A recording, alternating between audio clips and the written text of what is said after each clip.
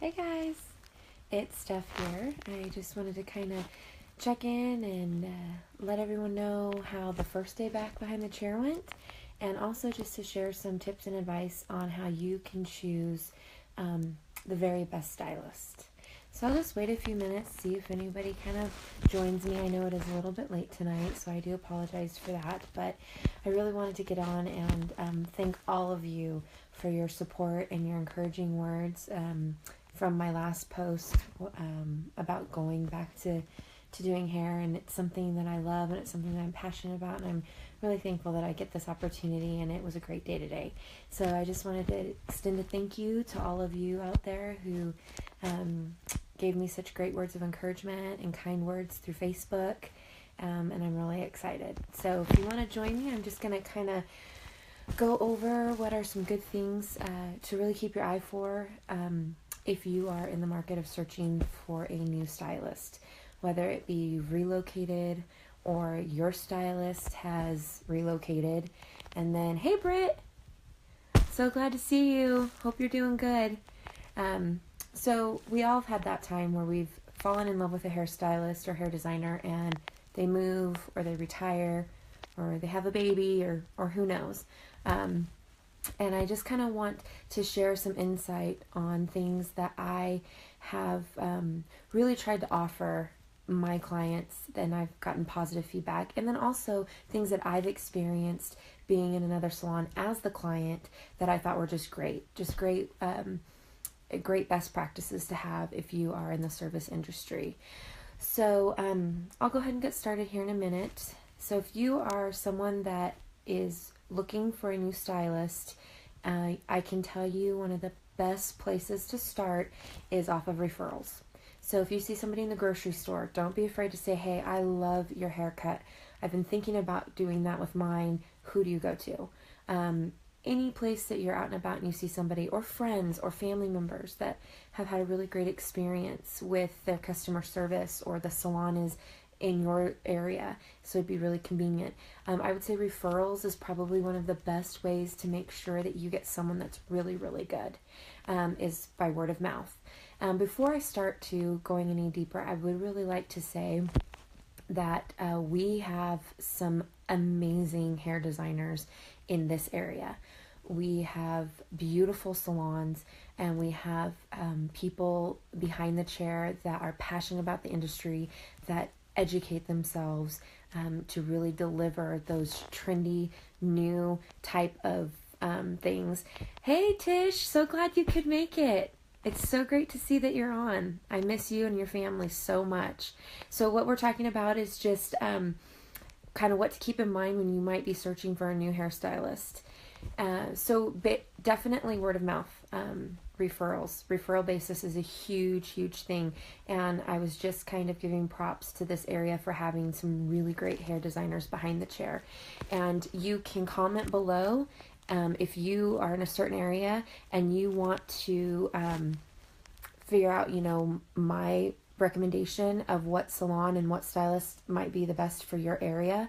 I'd be happy to help you with that search, because really finding the stylist that I'm going to explain to you is almost like a unicorn.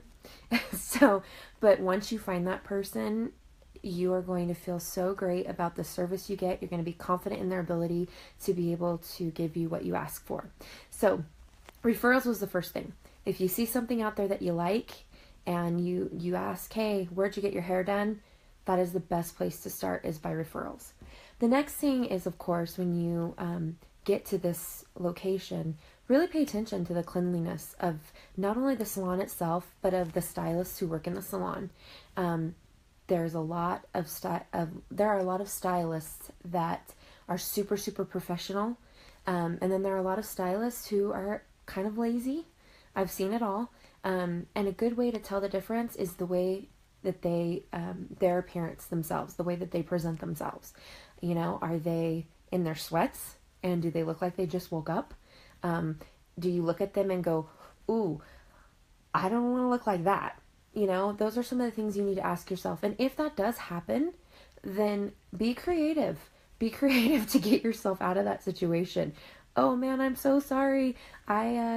forgot I had an appointment, gotta go, whatever. It doesn't even matter at that point. Get out of there. Hey, Naomi. Hey, Jess. So glad you could make it. So that's another one that you really want to pay attention to, because if they're lazy about the way that they look, and if they're lazy about the way that they keep their salon, chances are they're just going to be lazy in general about the way that they treat you as a client, the way that they do your hair, your hair, and they probably aren't super invested in their career. So that's just something to keep in mind. And then the next thing I really want you guys to look at and to be aware of is when you call to make the appointment, if you do speak to the stylist, are they asking certain questions? Hey, Whitney. Happy to see you. Congratulations on the wedding. You looked gorgeous. Beautiful bride. So some of the questions that the stylist who is really invested and passionate about their industry, some of the questions they're going to ask you in order to get a really good idea of what you're after are your maintenance commitment, your financial commitment, and kind of your style preferences. And so when I say that, what you really want to make sure that you are getting is a stylist who is really trying to learn you as the individual so that they can custom make a hairstyle that is going to fit your needs. So they are going to be asking you, hey, what is your maintenance commitment? How often do you want to be in the salon? What is your financial budget? Because these services cost X amount of dollars. So what does your financial commitment look like? What is your budget? And then if they're asking you questions like, what kind of styling technique do you do? Are you a wash and wear kind of person, or do you have a half an hour to get ready in the morning? Do you use all the tools? Do you have a blow dryer? Do you have a flat iron? Do you invest in product? Are you going to be using 3 different products in your hair? So in asking all these questions, the stylist really is making sure that they get a good idea of what you are reasonably going to do in order to give you a custom-made hairstyle that's going to work with your lifestyle. So that's key. That's like key number 1. So if you have a stylist who's taking the time to ask those questions, good job. If you feel like, ooh, my stylist just kind of really lacks on that, then my suggestion would be, if you really like the way this person does your hair and you really like the way this person is with you and they charge a great rate and they're in your area and it's convenient for you, then I would start making sure that you are communicating with your stylist. Hey, I would really like your opinion. I'm a wash and wear kind of person, but you're giving me this style that is requiring a lot of work. So can we kind of talk about that? So don't be afraid to do that. And if you have a stylist who is shying away from that and not really interested, then maybe it is time to shop for a new stylist. Just saying. Hey, Wendy. Hey, Tara. Good to see you guys. Miss you. So another thing I would look for during the service is your stylist providing you with any complimentary services? That means, did they greet you at the door and offer you a free beverage?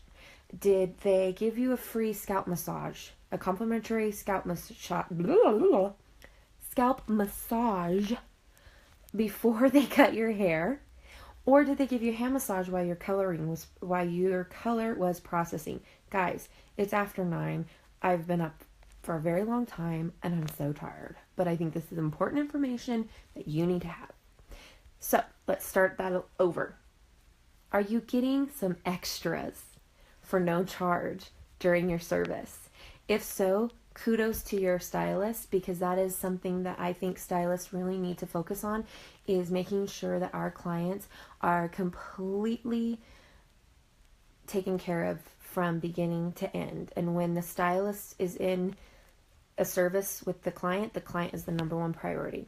So if you don't feel like your stylist is really kind of giving that or going above and beyond for that, then that's something to consider. I would consider maybe finding out why. Like, hey, I hear some stylists give a little massage during the processing of the color, and kind of just teasing, kind of put the hands out like, here they are, they're ready to be massaged, and just see what happens. But again, these are all things that I think really platform a stylist to the next level. So these are all things to kind of consider. And then another thing that you're going to want to really look for in a really fantastic stylist is, are they taking the time at the end of the service to show you what they are doing so that you can recreate this look at home? That's probably one of the biggest things that I've heard my clients say over the years that they really, really appreciated, was that I took the time to really walk them through the styling process and really educated them on what products to use, how to use their blow dryer, what tools to use, how to use those tools, so that they were confident and comfortable recreating the look at home, because that's really what they want to be able to do. That's really what you guys want to be able to do as a client, is you want to be able to recreate that look that you got in the chair when you left that day. You got 100 compliments about how beautiful your hair was, and you want to be able to recreate that. Hey Meg, mwah. So that is kind of where I'm at with my advice to you on what to really look for in a quality hair designer. Now, your hairstylist may be amazing and not hit all of those points, and that's totally okay. I just am taking some information that I've received from past clients, the positives that I've heard about, hey, I really like that you do this, I really like that you do that, and then again, things that I've seen in salons that I've implemented, that I've learned from other hair designers on how to treat clients, how to treat the hair, how to really make sure that the client is the number one priority. And I just want to share those with you so that as you are in a position where maybe you are in the market for a new hairstylist, you kind of have some tips onto what to really look for. And again, one final thought is, don't be afraid to ask your stylist if they participate in continuing education. That is so important.